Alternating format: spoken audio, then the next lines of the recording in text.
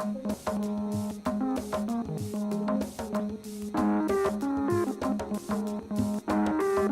and welcome back. Traveling Amazon, out here hiking in the woods, doing my thing. Wanted to talk to you today a little bit about solo travel for women. The big question, is it safe? The short answer is yes, but there are some things you can do to make yourself safer if you are a woman traveling alone. And this applies whether this is your first trip and you're in your early 20s or whether you are a veteran solo woman traveler in your golden years and you just still enjoy getting out on the trails. So, and everything in between. This isn't specifically just woods, and it isn't specifically just cities.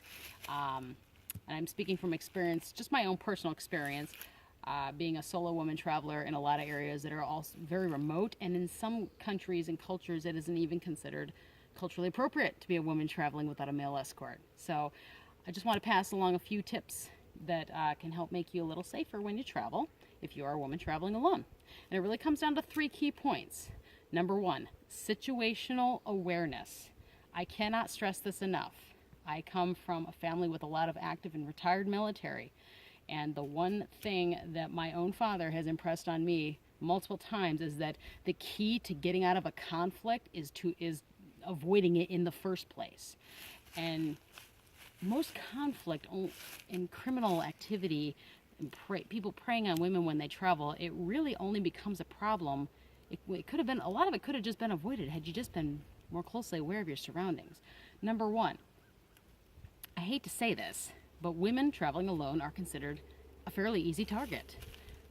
You know, we can all take offense to that, or we can treat it as what it is, because it is true in a lot of cases, not all, but a lot, and just be ready for it. So, perfect example of situational awareness when you're a woman traveling alone is you get into a situation, you're either in a restaurant or a bar, and guys trying to chat you up and befriend you. They've already, whether this could be a person just genuinely trying to be your friend, but don't volunteer information, especially if they don't already know where you're staying.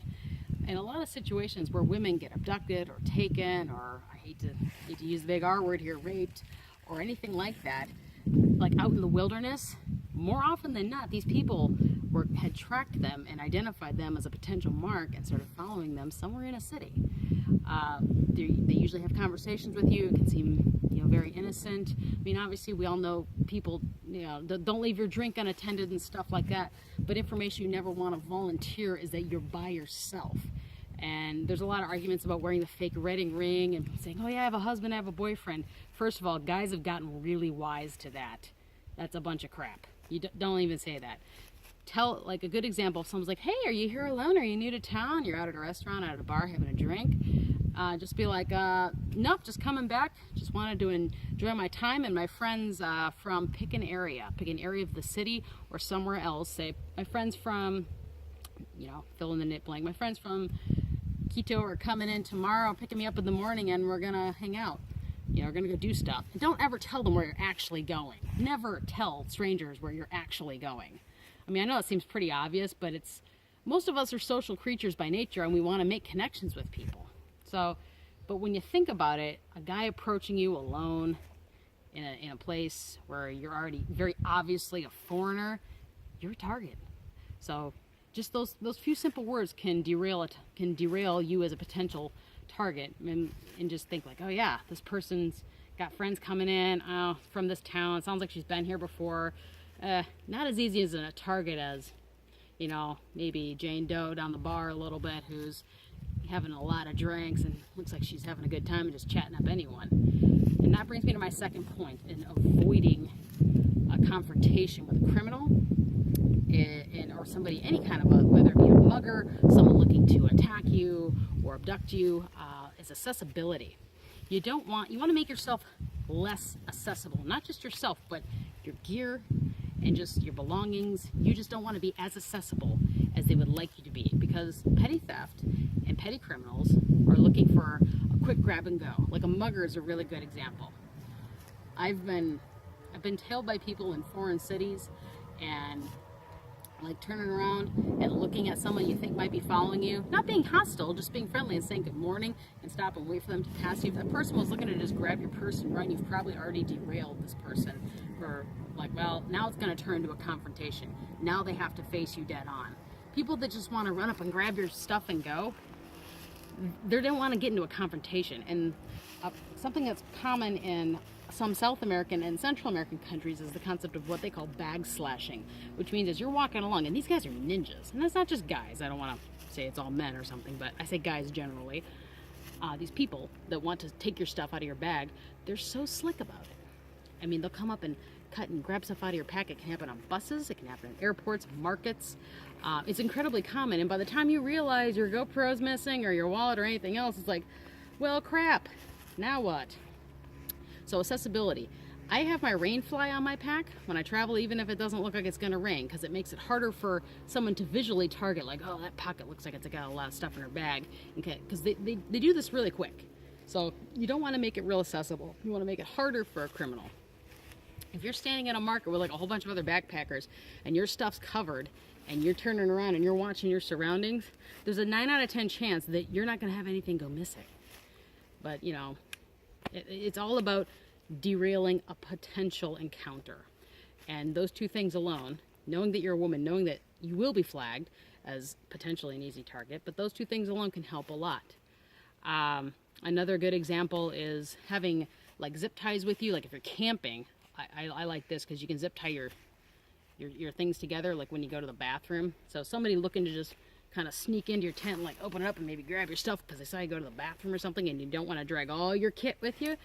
Well, great. Now they can't do that. Now they need a knife. Now they need something else to get into your bag. So, and it takes them more time. Again, snatch and grab robberies kind of stuff, they don't want a confrontation with you. So easy ways to avoid that. Now the third point for women traveling safely is every now and then it does come down to what to do when you come to blows with someone. You've done all the right stuff, you've been aware of your surroundings, you've tried to make yourself and your gear as least accessible as possible, but you're still confronted with a guy who's got, or a girl who's got the drop on you with a knife or a gun or whatever, and they say, give me your stuff. Okay, you don't fight them, for one. I don't care if you're Bruce Lee or not. I mean, every person I know who's ex-military, who has training to handle confrontation, says you try to avoid the confrontation and get away from the fight. I mean, if it comes down to the point where they're just wanting your stuff, like, give me your stuff, you take your stuff off and you throw it away from you.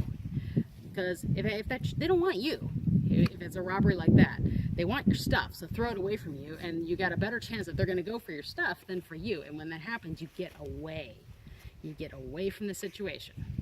Obviously, I recommend women taking self-defense classes. There's nothing wrong with that, but taking those 3 steps to avoid a physical confrontation are super key. And then there's a 99% chance you're not going to have any problems no matter where you go. I've lived in rural Africa. I've traveled all over rural South America, Central America, and most of the time, everything's just fine. And most people that talk to you are nice and don't have no intention of hurting you. And something else that you want to pay attention to is when you're in a new area is that women want to help, like the locals. A lot of locals want to help you, like women and elderly people especially. So if you got like people saying, no, don't, you don't want to go that way, like things happen. They're not challenging you to be a badass. They're telling you that there's a reason we don't walk this way, because people get robbed. So it's really up to you. Just remember, most confrontations can be avoided, and it doesn't make you a weaker or a lesser person. It makes you a smarter person for trying not to put you or your gear into those situations to begin with, so you're not at the embassy like, well, some guy got all my stuff. So those are just some things to think about, and that went like way not as quick as I'd hoped it would, but like I said, those tips work for me. I encourage everybody to do your own research and do what works for you. But yes, it is safe to travel as a woman alone, regardless of your age, regardless of your experience. It's all about being smarter, working smarter, not harder. So until the next time, Traveling Amazon out.